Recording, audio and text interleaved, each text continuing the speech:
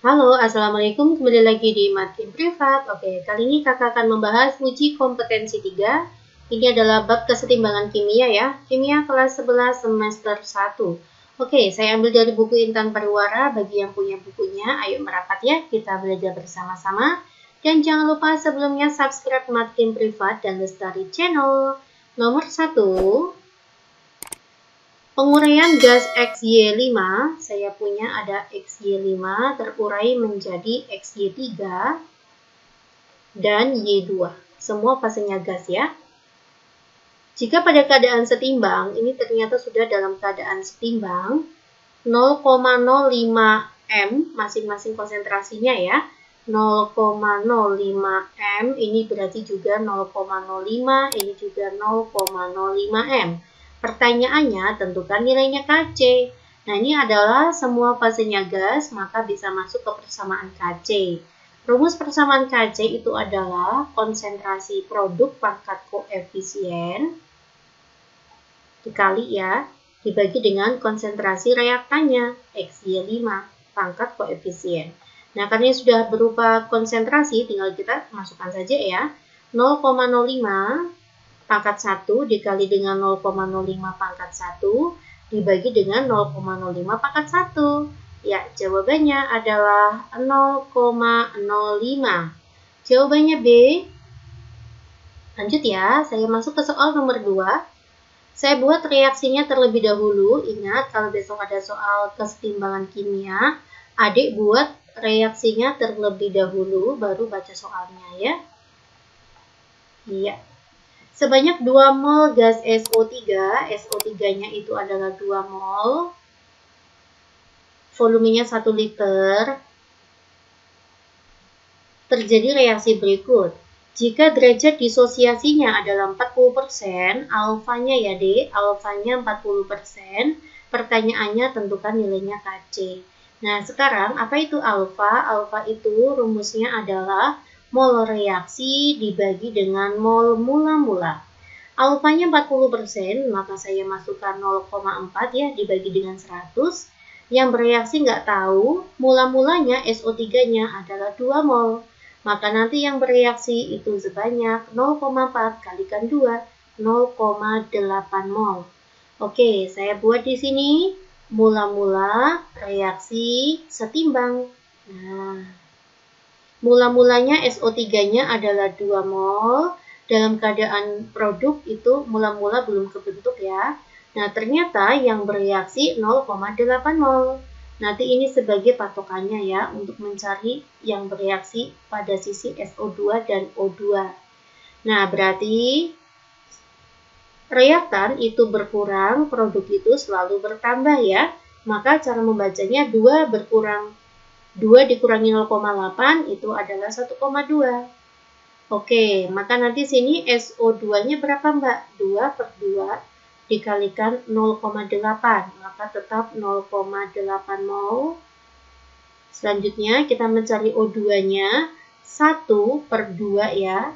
1 per 2 dikalikan 0,8, maka nanti di sini adalah 0,4 mol.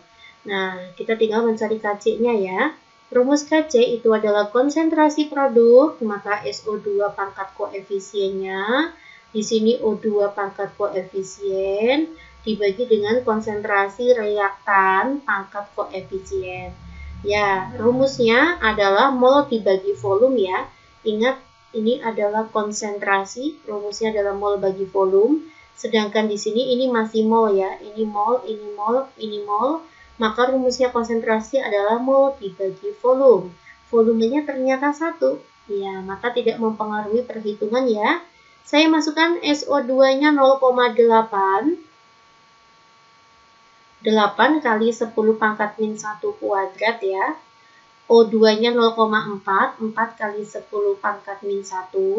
Dibagi dengan SO3-nya itu 1,2 ya. 1,2 kuadrat. Oke. 8 kuadrat itu 64. 64 dikalikan dengan 4. 256 ya, Dek. Saya masukkan di sini 256. Ini berarti kan 10 pangkat min 2 ya. Yang bagian ini deh, 10 pangkat min 2 dikalikan 10 pangkat min 1. Maka nanti 10 pangkat min 3 dibagi dengan, nah 1,2 kuadrat. 1,2 kuadrat itu adalah 1,44 ya. 1,44. Ya. Ya, selanjutnya saya buat seperti ini ya. 256 kali 10 pangkat min 3 di bagian penyebutnya saya juga rubah menjadi 1440 dikalikan 10 pangkat min 3. Ya, ini kita kan bisa hilangkan jadinya ya. Oke, pembilang maupun penyebut saya bagi dengan 32. 256 dibagi dengan 32 itu adalah 8. 1440 saya bagi dengan 32. Itu adalah 45 ya. Jawaban yang tepat itu adalah 8/45. Jawabannya E. Semoga kalian semuanya paham. Kita lanjut ya ke soal nomor 3. Diketahui reaksi 2HI menghasilkan H2 ditambah dengan I2 memiliki nilai Kc adalah 4 kali 10 pangkat min 2. Nah, tentukan reaksi setengah H2 ditambah dengan setengah I2 menghasilkan HI. Oke, berapa nilai Kc-nya ya? Jika kalian ketemu soal seperti ini, maka jika reaksinya ditukar atau reaksinya dibalik, maka nanti K akhir menjadi 1/K awal.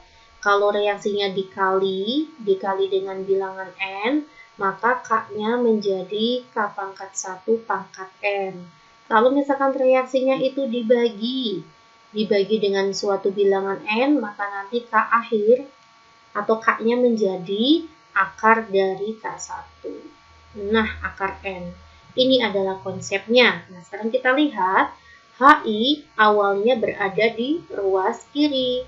Nah, mintanya HI berada di ruas kanan. Oke, maka kan reaksinya jadi kita tukar ya, atau kita balik ya. Ini kiri, saya tukar ke kanan. Selanjutnya, disediainya 2. Nah, ini mintanya koefisiennya 1. Berarti setelah ditukar, saya bagi dengan 2. Oke ya, agar nanti koefisiennya menjadi 1. Ya, maka nanti Kc-nya menjadi ditukar, maka jadi 1/. Ya, maka saya buat 1/4 kalikan 10 pangkat min 2. Setelah itu dibagi 2. Kalau dibagi itu menjadi akar ya, akar 2. Begitu deh ya.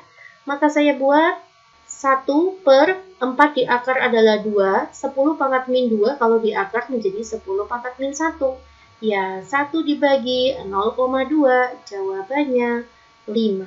Oke, semoga paham ya dek. Selanjutnya kita masuk ke soal nomor 4. Diketahui reaksi 2SO2 yang fasenya gas ditambah dengan O2 yang fasenya gas menghasilkan 2SO3 yang fasenya gas. Pada suhu 27 derajat Celcius, diketahui harga Kp-nya adalah 3 kali 10 pangkat 24.